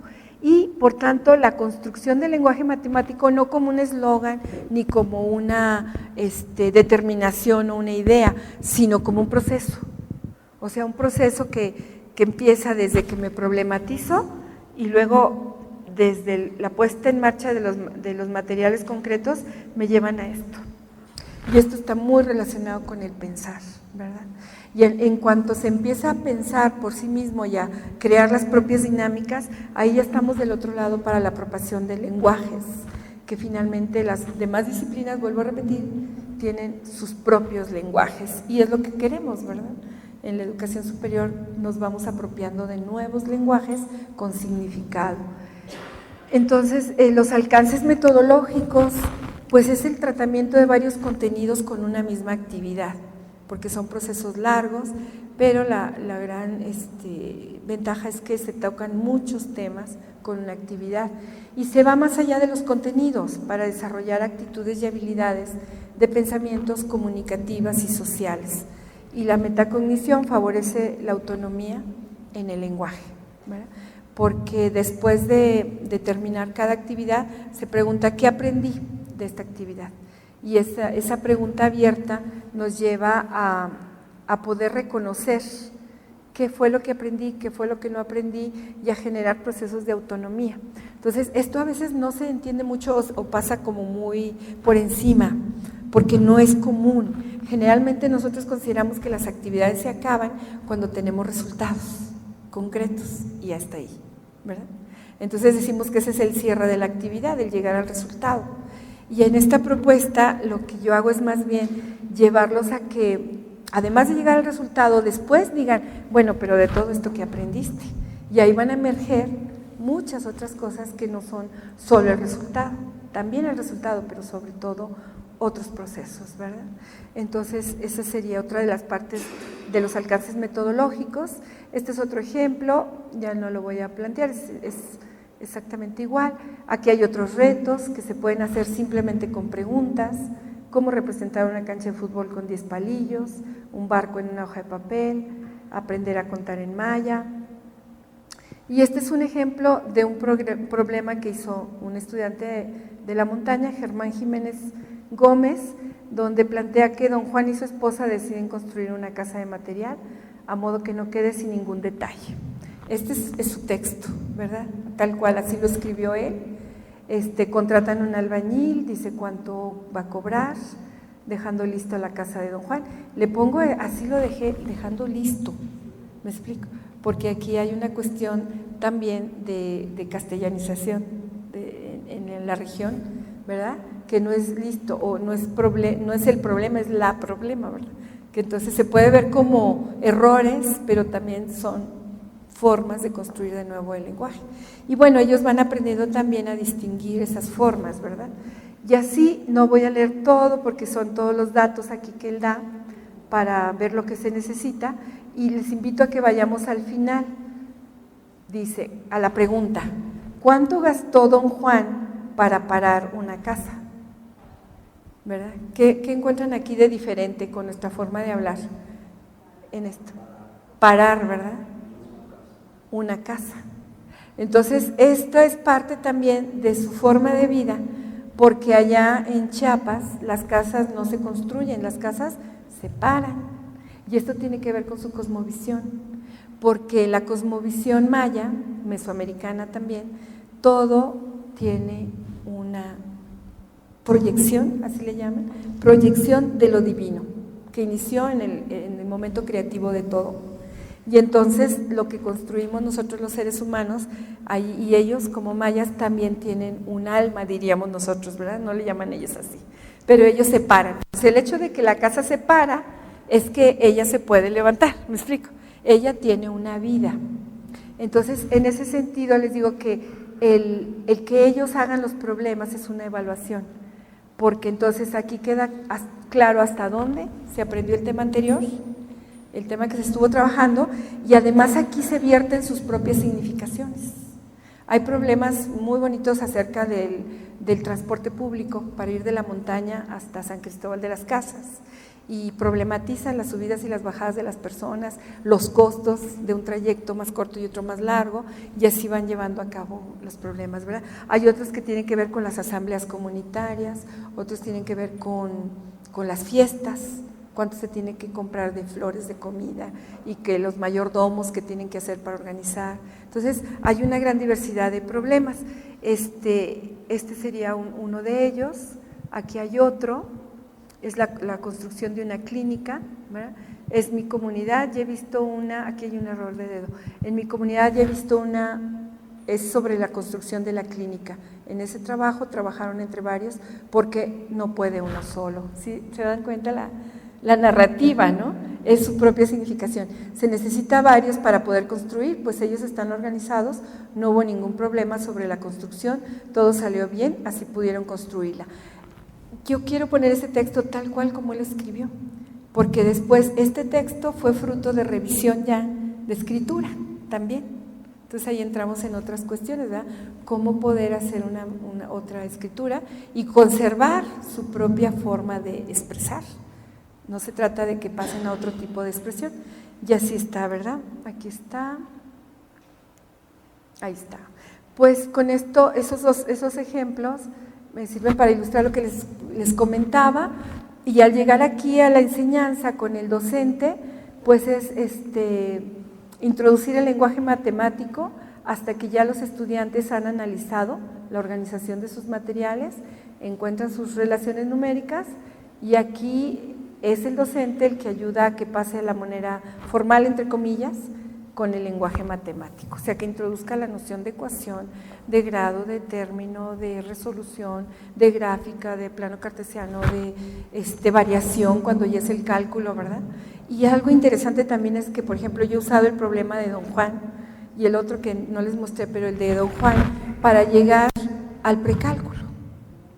Y con eso se nivela, con un solo problema, en primeros grados de educación superior, reviso fracciones, aritmética, álgebra y precálculo, con un problema. Y entonces, como todo el tiempo está en juego el que es don Juan, que son los granos, que son los surcos, o sea, hay un ambiente ya cognitivo, ¿verdad?, interno, en donde se establecen relaciones de cantidad de una manera muy fluida. Y luego, como esas relaciones de cantidad ellos la hacen, el análisis lleva a que esas relaciones de cantidad entonces las nombren, porque eso es lo que nos da el lenguaje, nombrar. Y en ese sentido, pues ahí ya entra el aporte. ¿Cómo se nombra el lenguaje matemático? ¿Verdad? Y es ese proceso el que ha permitido esa nivelación. Entonces son formas de aprender, ¿verdad? Aquí vuelvo a poner la estrategia de la pregunta, porque es la básica, ¿verdad? Para poder hacer que otro piense, ¿no? Digo, esto es algo muy, muy antiguo, que solamente lo retomo. Freire tiene un libro que se llama Hacia una pedagogía de la pregunta, entonces también es bien interesante, es una entrevista que le hacen en Estados Unidos a él y lo compilan con ese título, Hacia una pedagogía de la pregunta, y se la recomiendo mucho. Y otro libro es Cartas a quien pretende enseñar, también es muy muy rico ese libro, leerlo y alimentarnos. Entonces, pues, este es el proceso, ¿verdad? Observar el entorno para crear nuevos problemas, analizar las relaciones entre problemas matemáticas, matematizan el mundo y construyen nuevos planteamientos que se discuten en clase. Bien interesante, para mí fue fabulosa la estrategia porque luego ya el material lo traían ellos mismos, o sea, los problemas que ellos traen se vuelven el material de clase para que se resuelva en equipos, ¿verdad? Entonces se vuelve una dinámica importante. Y algo que les tengo que decir también, porque esto lo planteé en un congreso internacional y mis colegas finlandeses me decían, oye, pero ¿cómo se te ocurre poner a hacer problemas a ellos, verdad? Y yo digo, bueno, pues mira, aquí están, ¿verdad? Y mira lo que están propiciando. Entonces por eso me invitaron a ir allá, estuve allá con ellos conociendo su sistema y compartiendo con ellos en un tono de intercambio, de igualdad, o sea, realmente, y conocí también las carencias de su sistema, ¿verdad?, finlandés, y sus grandes potencialidades, ¿no? Pero lo que les quiero decir con esto es que hay un movimiento creativo y lo tenemos nosotros en mano, las docentes, los docentes, las investigadoras, investigadores, ¿no? El asunto es cómo ir más allá e irlo concretando, registrando, pero es como un aporte, es decir, con esto, híjole, yo pienso muchísimo el asunto de las reformas, ¿verdad? Porque no se trata de traer modelos de afuera, sino de ir generando desde adentro. Con un diálogo con las teorías que ya están allá, acá y que nosotras mismas vamos construyendo, pero yendo más allá, y me parece que el punto de partida es ver dónde están situadas y situados los que llegan a la educación superior. Es un reto enorme, yo así lo veo, porque a ustedes, a nosotros, a mí también yo estoy dando clase en posgrado, es otra cosa, pero sobre todo en los primeros grados de licenciatura, ahorita, créanme que nos está llegando la bomba. Es así le llamo yo. Tenemos una bomba y es de tiempo. Y va a detonar si no la desactivamos. O sea, es terrible. ¿Por qué digo que es terrible? Una, porque es, diríamos, la representación, ¿verdad? Esa bomba, la representación de todas las carencias de un sistema educativo mexicano básico que necesita, pues, realmente ser pues atendido, ¿no? No digo las maestras y maestros porque son, pues de veras mis respetos para las maestras y maestros de educación básica, sino el sistema mismo que he visto cómo los constriñe, ¿verdad? Y claro, ellas tienen sus propios retos, ¿verdad? Pero esta cuestión de las reformas educativas la analiza Ángel Díaz Barriga. También les recomiendo un artículo que es sobre educación superior, que es, dice el maestro, sujeto o ejecutor de proyectos ajenos, Ángel Díaz Barriga. Y hay otro que es sobre el profesional docente en educación superior, los retos de la educación del profesional docente en educación superior. Entonces ahí pueden ustedes ver, y bueno, a partir de esas reflexiones y otras, a mí me parece que sí hay un grave problema en el primer año de educación superior. Y entonces, en ese sentido, pues creo que, híjole, hay que ir creando formas para ayudar a estos jóvenes a nivelar, porque lo que observo yo en los otros niveles es que secundaria no quiere atender lo que primaria no atendió, prepa no quiere atender lo que secundaria no atendió, y así, ¿verdad? Hasta que llegan a educación superior y pues, ¿qué hacemos, verdad? Tampoco queremos atender a veces, ¿verdad? Pero yo creo que ahí hay una responsabilidad social muy grande porque si no se atiende ahí, que es el último trayecto, pues se van a otras trayectorias. Tengo también una ponencia que hice en otra ocasión, hace un año que voy por ahí investigando, eso no lo traje ahorita aquí, pero lo digo nada más, les digo la tesis que planteo en este artículo, es que el problema de aprendizaje de las matemáticas no es solo un problema académico, es social, ¿verdad? Y es social porque, bueno, está sustentado, como ya vimos, en las creencias que se van tejiendo como construcción simbólica en el hogar y en la escuela, y también lo planteo como el fin de las trayectorias de los jóvenes en los primeros semestres de la educación superior. Porque digo, me pregunto, ¿a dónde van esos jóvenes que salen? ¿Verdad? Que te desertan. Pues yo le llamo las 3 Ds, ¿verdad? Se van al desempleo, o se van a la depresión, ¿verdad? Porque no pudieron, o se van a la desintegración social, que ya sabemos quién los contrata, haciendo cosas muy sencillas por mucho dinero, ¿verdad? Que no son lo mejor. Entonces ahí es donde pienso que sí tenemos un gran trabajo por hacer. Este pues nada más es un planteamiento que desde mi experiencia lo hago y que nos ha ido dando resultados y sin embargo hay muchas cosas por atender también, ¿verdad? Por seguir atendiendo y seguir investigando y poniendo en práctica. Y pues creo que es todo. Aquí ya, esto ya no, estas son algunas fotos con la intervención con profesores de educación superior.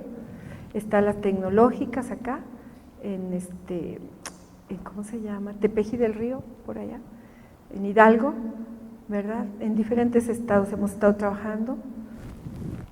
Esto es con los profesores de educación básica. Este año trabajé aquí en San Luis Potosí, un proyecto estatal. Entonces estuve en todas las regiones del estado con profesores de básica. Ya me he movido hacia la básica, porque también digo, es que creo que ahí necesitamos trabajar mucho. Entonces aquí estuvimos este es Río Verde, aquí es en San Luis y acá también es Río Verde. Estos son hallazgos, ya pues esta es una imagen azul para dar esperanza, ¿verdad? Y con una montaña blanca allá atrás, que bueno, yo creo que hay una gran variedad de tonos de azul, por eso la escogí, porque todo su conjunto nos da belleza, bueno, a mí me encantó, pero si vemos es porque hay tonos diversos, o sea que hay un azul profundo, acá también, menos que acá, y aquí hay un azul muy claro, entonces los contrastes hacen un marco pues muy bello, ¿no? Yo creo que eso somos nosotros, quienes estamos aquí y toda la educación superior es así, diversa, con muchas tonalidades, cada una somos diferentes y qué bueno, ¿no? Y cada una tenemos nuestros aportes y poniéndolos en común, pues logramos un marco bello. Yo creo que hay que quedarnos con un mensaje de esperanza, ¿verdad? Y pues nada más esto, es la red latinoamericana en la que participo. Aquí pueden entrar, hay un repositorio de trabajos, tesis, de doctorado, de maestría, artículos, libros, hay mucha información sobre etnomatemática, sobre todo también hay mucha información ahí sobre proyectos de investigación en el enfoque sociocultural, aunque no estén centrados en la etnomatemática, pero sí en lo sociocultural. Y pueden entrar, hacerse miembros, es muy sencillo, nada más dan su usuario y una contraseña y pueden estar recibiendo en su correo también pues lo que hay de nuevo, ¿no? Hay muchos libros que se van editando, sobre todo de Brasil, de Costa Rica, del sur, allá está con un gran desarrollo, ¿verdad? Quien quiera tener más informes, pues también está aquí mi correo electrónico, mmicalco@gmail.com. Si alguien se interesara en hacer parte de un proyecto, pues yo con mucho gusto les puedo apoyar en lo que sea esté a mi alcance. Y el próximo año está el encuentro latinoamericano de etnomatemática en Colombia, donde se presentarán muchos proyectos de todos los países sudamericanos y México. También van de Estados Unidos y también ya fueron de Dinamarca, de España, de Italia, de África y llegan hasta acá. Entonces se ha extendido bastante la red, también de Nueva Zelanda. Entonces es un encuentro muy interesante que va a ser en julio del próximo año, ¿verdad? Para quien esté interesado en participar, si ya alguno de ustedes ya tiene proyectos en ese sentido, pues si quiere vincularse, ahí está mi correo y con mucho gusto vemos qué hacemos, ¿verdad? Juntas y juntos. Y es todo, muchas gracias.